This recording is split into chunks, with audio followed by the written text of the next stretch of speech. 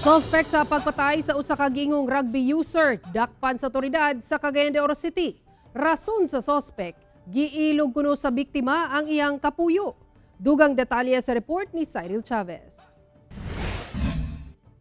Patay ang 35 anyos nga si Ferlan Olivar, residente sa Barangay 38 Cagayan de Oro City.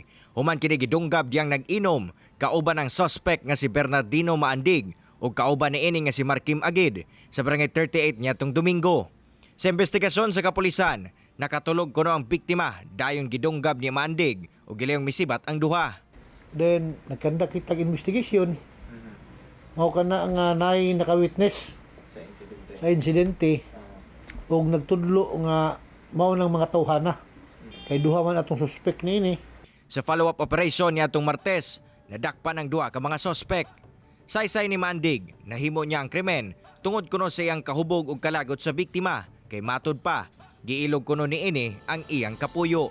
Kato akong asawa, itong tipo na ko, yung gatunog rugby. Yung Tagalog rugby ba?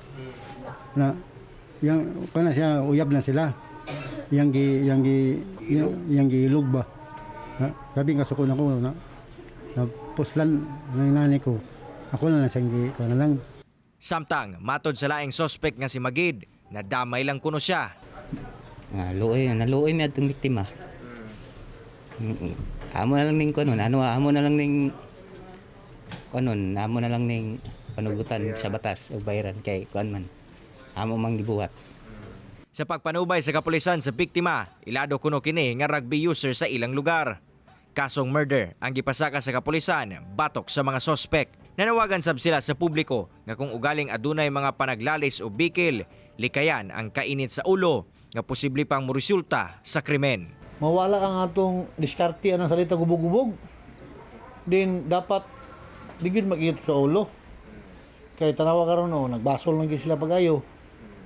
Una ang pagbasol di magina mag-una na magina sa ulahi.